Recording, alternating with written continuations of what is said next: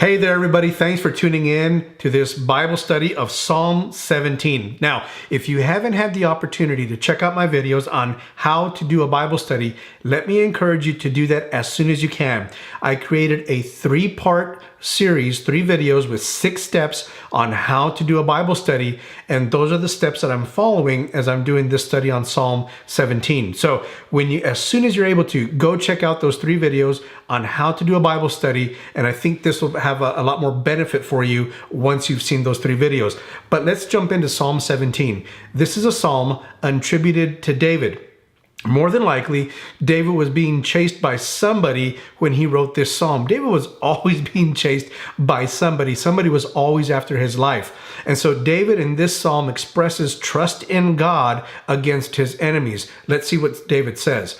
Now, what I've done is I've taken the passage, this psalm, and I've divided it up into different sections to make it a little bit easier to study. You'll learn about that in those 3 videos that I teach on how to do a Bible study.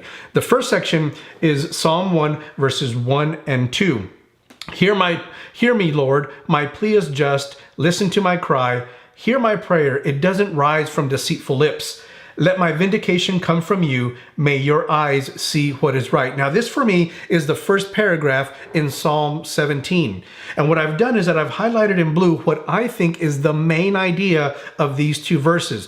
Obviously, David is crying out to God. He's elevating a prayer of salvation, of protection to the Lord. And I think you can summarize these 2 verses with that phrase right there. Hear my prayer. It doesn't rise from deceitful lips. So David is saying, Lord, I've been righteous. I've done what I'm supposed to do. I've followed you. And so I'm confident and I can elevate a prayer to you. I can raise up a prayer to you because I'm praying from pure lips, not from deceitful lips. I feel good raising this prayer up to you because I haven't been deceitful in the things that I've said. My lips are pure. My lips are innocent. I can raise this prayer up to you. That for me is the main idea of these 2 verses. As we go on, then in verses 6 through 9, let me read that. I call on you, my God, for you will answer me. And that for me, by the way, is the main idea for this paragraph right here. Turn your ear to me and hear my prayer. Show me the wonders of your great love, you who save by your right hand those who take refuge in you from their foes. This gives us an indication that David was struggling with some enemies if he mentions his foes right here. Keep me as the apple of your eye. Hide me in the shadow of your wings from the wicked who are out to destroy me, from my mortal enemies who surround me. So obviously David is crying out to God. He's in some kind of danger from his enemies and those who want to destroy him. And he's asking God with this petition right here, keep me as the apple of your eye, hide me in the shadow of your wings.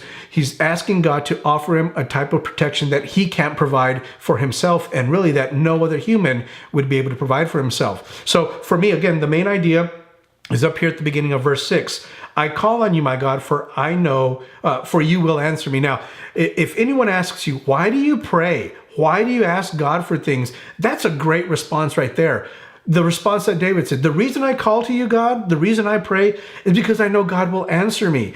Such was David's confidence in his God and should be our confidence in our God that we say, the reason I cry out to God, the reason I pray is because I know God will answer my prayer. And in this case, David was sure that God was going to answer his prayer of protecting him from those who were after him. Moving on to the next paragraph, verses 10, 11, and 12.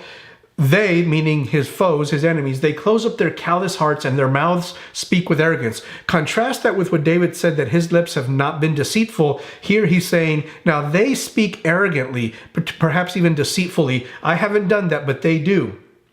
They've tracked me down. They now surround me with eyes alert to throw me to the ground. They're like a lion hungry for prey, like a fierce lion crouching in cover. And I've selected this first part of verse 12 as the main idea for this section, for this paragraph right here. They're like a lion hungry for prey. The idea that David is saying is, it's not just if we happen to meet that they have a problem with me. No, they are actively pursuing me. I've done nothing wrong, but they are actively pursuing me like a lion hungry for prey. They're seeking to devour me. They're not just letting me go off on my own and say, well, if I ever see you again, you'll be in trouble. No, these enemies of mine are actively pursuing me. They are hunting me down like lions and I'm their prey. That's the main idea for me on this idea. Why are they hunting David down like if they were lions? Because they've closed up their callous hearts. They can't see that David is innocent, but because they speak arrogantly against David and more than likely against God as well. So this right here for me really gives a good idea, a good summary of what the main idea is for this paragraph here. Moving on, this is the last paragraph in Psalm 17. Here's David again crying out to God, "Rise up, Lord, confront them, bring them down," talking about his enemies. "With your sword, rescue me from the wicked. By your hand, save me from such people, Lord, from those of this world whose reward is in this life. May what you have stored up for the wicked fill their bellies. May their children gorge themselves on it, and may there be leftovers for their little ones." Meaning, let there be enough punishment and retribution from God on them that there's enough for their children and even for their children's children. And he says, "But for me, as for me, I will be vindicated and I will see your face when I awake. I will be satisfied with seeing your likeness." David is assured that even if he were to die, more than likely, he's confident that he's not, but even if he were, whether he wakes up just another day of sleep, he's going to see the Lord. If he wakes up in the realm of the dead, he's died, he's going to see the Lord, and that satisfies him. His trust is entirely, completely in God. I've selected as the main idea for this paragraph right here, "May what you have stored up for the wicked fill their bellies." David is asking God for retribution. He's asking God for vindication against his enemies. And he's saying, "God, whatever you have planned for them, do it in full." Now, this may sound kind of harsh, and I guess to our ears it is. But remember, someone is after David. And David knows that he's pursuing God's plan and he's doing it righteously. He's innocent. He's not guilty. That's why he's able to say this, "Lord, whatever you've stored up for them, let it fill their bellies." And not only them, but their kids and their kids' kids. And I think this is actually a very noble thing of David to ask of God, "May what you have stored up for them fill their wicked bellies, for the wicked fill their bellies." Why do I say it's something noble? Well, because David is saying, "God, I'm not going to take it into my own hands. My enemies are pursuing me unjustly. I'm innocent. I'm not guilty, but I'm going to let you handle it. You, whatever you have stored up for them, let it fill their bellies." Because I think David is saying this: if I were to take it into my own hands, I would probably take it too far, or maybe I wouldn't take it far enough. But God, you will do just the right amount of justice against my enemies. So you take care of it. I don't want to overstep my bounds, and I don't want to be too lax or too relaxed on them either. But what you have stored up for them, Lord, you do it on my enemies, because I know that your form of justice will be just right, because you are a just and perfect God. Now, so you've seen how I've selected the main idea for each paragraph or each section in this psalm. Now, I want to identify what's the main idea of this entire psalm.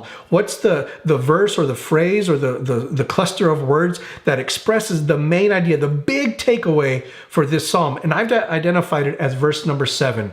"Show me the wonders of your great love, you who save by your right hand those who take refuge in you from their foes." If you look at that and you look at all the other things that David has been talking about, this really is a great summary, a great idea of what this entire psalm is talking about. David sees God's retribution against his enemies as an expression of God's great love for David. He knows that he's going to be saved. He knows that he can take refuge in God from his foes, and God is going to protect him. Now, that was David in his situation, but what about us now today? What if you don't have any enemies to speak of right now? Well, thank God, number one, for that. But in the event that you do, well, here's a psalm that you can rely on for God to vindicate you, put your trust in God. But let's say for right now, is this psalm still applicable to you if you have no enemies to speak of right now? Absolutely it is. What is your job right now if you happen to have no enemies in your life? Well, I think David reveals to us in verse 4 what we should be doing when we have enemies and even when we don't have enemies. Look at what he says in verse 4. "I have kept myself from the ways of the violent through what your lips have commanded." If you don't have any enemies right now, you're not off the hook. We're not off the hook. We are still responsible for living a life of integrity according to what God has commanded us in his word.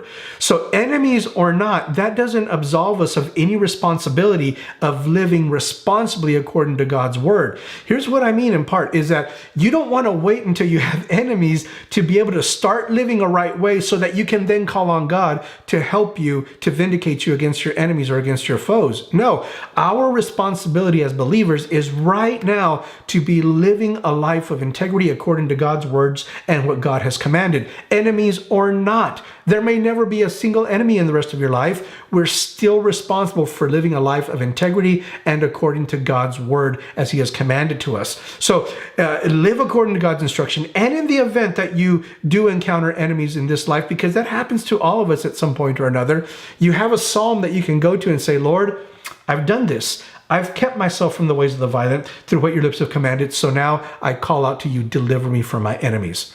Now, let's look at this psalm very quickly, just in a different way, how we've broken it up and chosen the main ideas.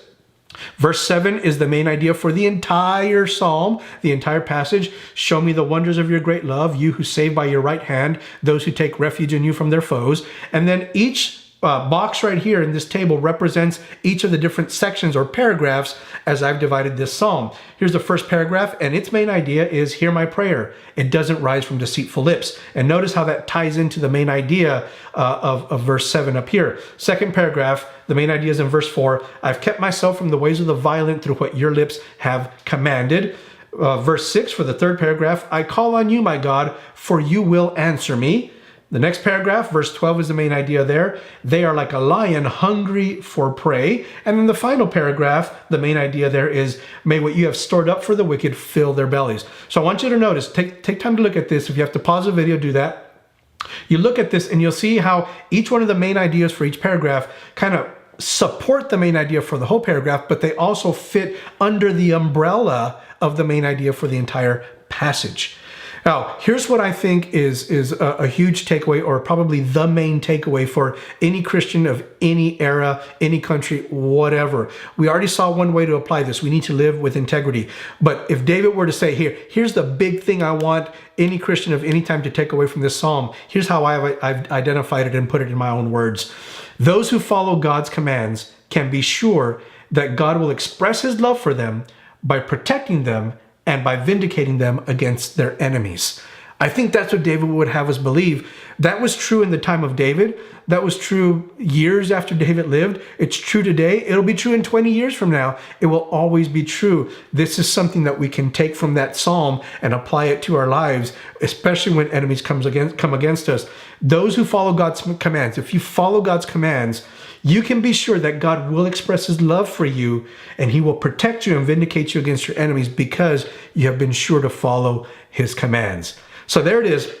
A brief Bible study on Psalm 17, breaking that psalm into different paragraphs, identifying the main ideas for each of those paragraphs, and identifying the main idea for the entire passage, and developing a single theological truth from that main idea for the entire passage. I hope you enjoyed this. I hope you take a little bit of time to camp out for a little bit in Psalm 17, meditate on it, do your own study. Again, go check out those 3 videos that I put together on how to do a Bible study, and do this for yourself on Psalm 17. Thank you very much for joining me in How to Study the Bible, Psalm 17. Hope to see you again soon. God bless.